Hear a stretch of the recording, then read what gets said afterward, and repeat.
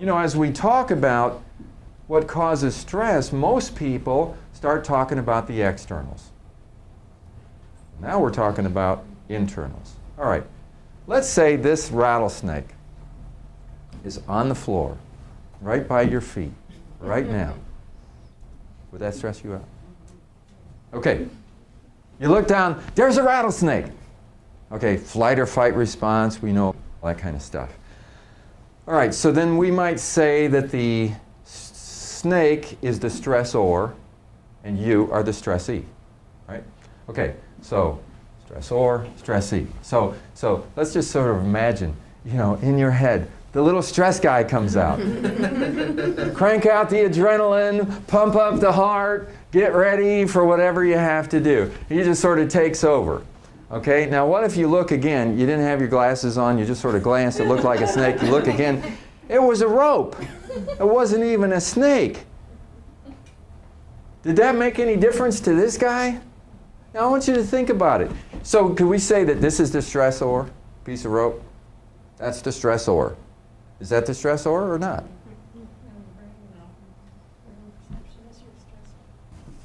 Yeah. Well, we put it another way. Did this evil piece of rope cause you to get stressed out? Well, when you perceived that it was a snake, then it did. But now that you see that it's a rope, you go, oh, it's a piece of rope. But as long as you thought it was a snake, it was a snake. It could be a two-legged snake. That person you work with? It doesn't matter who they are, what they're like, what they do. As long as you perceive them as a two-legged snake, that snake. You know what she said to me, blah, blah, blah, blah. And the voice starts going on and on. It's a snake. And this guy's gonna come out and he's gonna start producing all the things that he does in your body. You ever have a really stressful day? All the things that cause it? You know, all these external things trigger internal things. Do you think that it's possible that two people could work with the same external factors and one could be totally stressed out and the other one is just calm? So I gotta say, when you tell me that the things that stress you out are finances, is it possible that somebody could be in exactly the same financial situation that you are and be less stressed than you are? Yeah. Okay. And I guess as we look at stress management, we got to think of a number of things. Stress management is about managing the source of your stress. That's what stress management is about. You have to be able to identify the source of the stress and manage that. Now that makes it complicated because in reality, we have external sources of stress that need to be managed.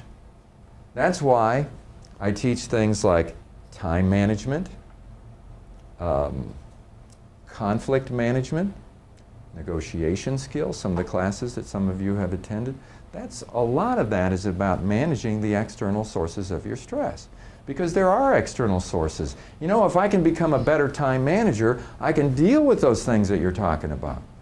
Do you think that there are people who are better time managers than you are somewhere on the face of the earth? Do you think it's possible that somebody could be in your job with all the things you have to do and do a better job of managing their time and getting things done than you do? It's possible. I teach time management, I know. I work with people all the time. I do coaching and so forth to help them.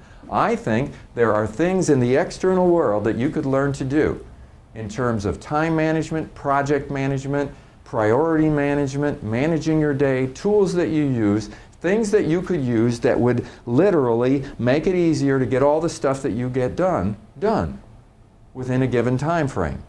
That would be managing one of the external sources of your stress. Let's say that you're an avoider and you tend not to be very assertive and you have people who are walking all over you, okay? Just taking advantage of you and pushing you around and you really don't know how to deal with these people and you're frustrated and so forth. Well, let's just think about it.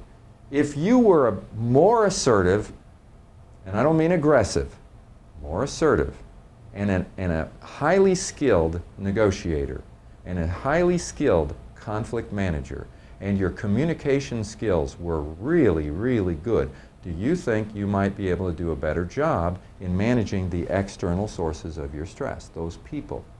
Yes. And I think those skills are important. And there's lots of skills out here that will help you to deal with things that if you're not as skillful as you could be, you'll be stressed. So as far as I'm concerned, a big part of stress management is developing the skills you need to deal with those externals. Because I am not the type of person that's going to say stress management, okay, here's stress management. Here's what we're going to do. We're going to turn the lights down. I'm going to light some candles and some incense. I want everybody to close your eyes, and I'm going to take you on a guided meditation. No, I mean, that's all good, right? But hey, every time you get stressed, what are you going to do? Go in your office and light a candle? So you're working in the ER? Excuse me, I'm feeling stressed. I got to take about a 20-minute meditation break. That ain't going to work. Okay? Now, you got to deal with this stuff so that you don't get so stressed out. But then you also have to deal with the internal sources of your stress. Because at the same time that you've got this external person that you have to deal with, even if you start to work on your skills to get better at dealing with the negotiation and all this kind of stuff, your mind is still there, stressing you out about what's going on. And that's internal to you. And if you don't learn to control the internal sources of your stress, you got a problem. And so I always say, in my previous class, I said, forgive other people for not being you. Why do I say that? That's a stress management tool.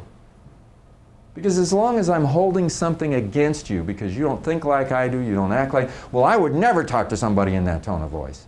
You're a jerk, you know, and this dialogue is going on in my head. As long as I feel that way, I'm going to talk myself into disrespecting you. The more the dialogues go on in my head, the less I respect you. I start thinking about it. Everyone said, she said this, I would never say that. Blah, blah, blah, blah. She always does this. Blah, blah, blah. And the more I talk, the more I'm convinced that you are not the person to be respected. You're a jerk. And the more I do that to myself, I rob myself of the respect that I need in order to work with you effectively. But then I keep blaming you. And what I don't get is that my brain is distorting reality. In the same way that you could think that a rope is a snake, you could think this is a person that you can't, this person is a jerk, I can't talk to her, I try to talk to her, she doesn't listen, blah, blah, blah. The world according to your brain and its commentary. You believe it, you're in trouble.